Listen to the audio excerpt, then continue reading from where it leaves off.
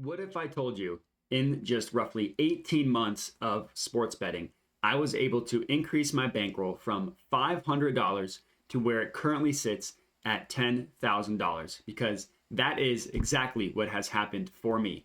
I started sports betting at the beginning of September 2021. Here I am recording this in the month of April 2023. So about a year and a half. And I started in September with a $500 bankroll, and I currently sit in April with a $10,000 bankroll. Now, if you look at the screenshot here taken from my oddsjam bet tracker, you will see that my total profits have been over $30,000. So increased my bankroll from 5 to 10K, and I've profited over 30K strictly from using oddsjam. So in this video, I'm going to teach you how I was able to increase my bankroll from 500 to 10,000 and give you the steps to make that a possibility for yourself as well. There's nothing unique about me. I just invested in my sports betting education. I took the necessary steps to become a profitable sports bettor, and that is exactly what I'm going to teach you in this video.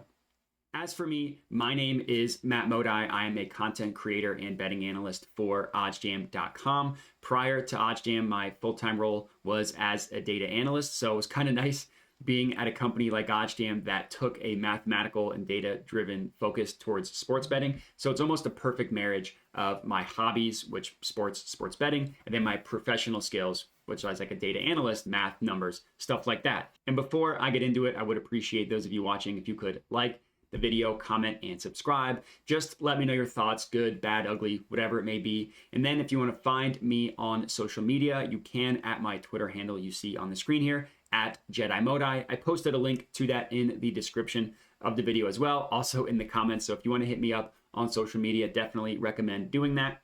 But let's get into it. It's really not that difficult. 3 simple steps that I used to become a profitable sports bettor. Number 1, the first thing I did was I signed up for every sportsbook that was available in my state. Now, again, if you are like me and you have a smaller bankroll, I'm not necessarily telling you that you have to put money in every single sportsbook, because if you have a limited bankroll, then you might not have enough money to invest in literally every sportsbook in your state. But it is still important to at least sign up.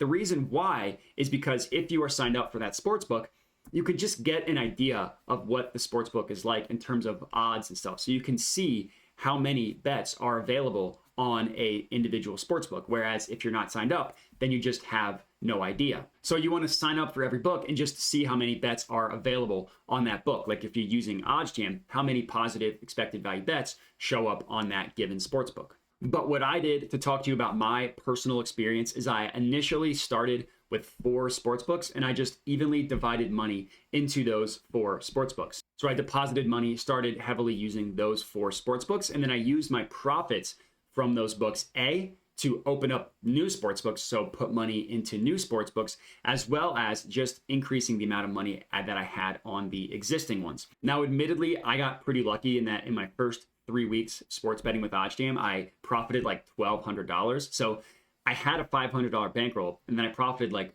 over double that in the first 3 weeks. So I was immediately able to open up new sportsbooks, as I mentioned, put money into those sportsbooks, and B, just increase the amount of money that I had in the additional sportsbooks that I was currently using as well. Now, not everybody is going to be that lucky. Admittedly, not everybody profits their first day, week, month using oddsjam. Now, it should be profitable in the long run, and I'm very confident that it will be as long as you are putting together the best practices required when using oddsjam, but don't immediately expect to have the same success that I did. I got pretty lucky in my first 3 weeks using oddsjam that I was able to profit so much.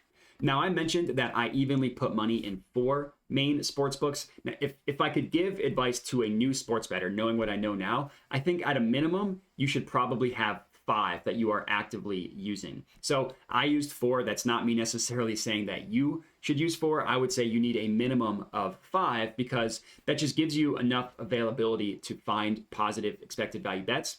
And it's also nice to have other books of comparison to make sure that you are betting on outliers or not. Now, I'll get into the outlier portion of my sports betting strategy because that's kind of how I find an edge, is identifying outliers. But for those of you that are brand new, I would recommend signing up for 5 sportsbooks and dividing your money evenly between the sportsbooks. Even if you have a smaller bankroll, just lower your unit size and then slowly start to increase your profits in those 5 sportsbooks, and then also to open up other sportsbooks as well. So number 1, just sign up for every sportsbook, very important. Now the next thing I did was I invested in my sports betting education. So if you're watching this, that's a good start because you're already starting to do that. But if I'm being completely honest, I was a huge sports fan and a novice sports bettor before I started using oddsjam, but I honestly had no idea what I was doing. So when I started using oddsjam, I learned about positive expected value betting, which is like the best way to be a profitable sports bettor. I learned about other key concepts as well, like no big odds, the best way to use a free bet, risk-free bet, all that good stuff. But if you're brand new and you're looking, okay, you don't even know where to start because it can be kind of overwhelming, oddsjam literally has a getting started guide on the website. So just go to oddsjam.com, hover over resources, getting started guide, and it's a perfect place to get started. But investing in your sports betting education is necessary, I would say, if you want to become a profitable sports bettor and increase your bankroll to the amount that I have, because you just need to understand what you're doing. It's almost like a different language with sports betting, like understanding what odds mean, and then even more advanced concepts as well, like a round robin, stuff like that. So the next thing I did, and what I would recommend new users do as well, just invest in your sports betting education. Understand the different concepts and terminology and stuff like that, and it will go a long way to helping you become a profitable sports bettor. And then the last thing that I did, the most important one, I just learned about positive expected value betting specifically. Now, I mentioned that in the previous section that positive EV betting is the easiest way to be a profitable sports bettor, and that is how I have found my edge sports betting, is specifically betting positive expected value. Now, before oddsjam, I mentioned that I was a novice sports bettor and I did everything wrong. Everything that you're not supposed to do as a sports bettor, I did. I bet based on like my gut, my feel, what I think is going to happen. That's not something that I recommend doing, and it's not something that I do anymore. I bet using data, using math, using oddsjam to find actual mathematically profitable bets, calculating the literal percent edge you have on the sports books. So in general, positive expected value betting, like the actual definition of it, is when you're placing bets that you know as the sports bettor are going to hit at a higher rate than the reflected odds that the sportsbook is offering. Now, admittedly, that sounds like a mouthful and it's kind of hard to comprehend. So I have a screenshot here of what a positive expected value bet looks like on oddsjam. Now, I will say right off the bat, it's rare that you're going to find this massive of an outlier, right? It's a strikeouts prop, Lance Lynn, and you see just like a huge gap in what FanDuel is offering compared to every other sportsbook. Now, again, it's rare to find this massive of an outlier, but this is exactly what you are looking for when you are positive expected value betting. You're looking for examples where the sportsbook that you're placing the bet on is a massive outlier compared to the rest of the sportsbooks. So if we go back to the initial definition of positive expected value betting, placing bets that we know as the sports bettor is going to hit at a higher rate than the reflected odds that the sportsbook is offering. Well, this is a perfect example for that definition. Again, FanDuel is massively different than the rest of the sportsbooks. And if you look at the far right on the positive EV play, we see the no vig odds.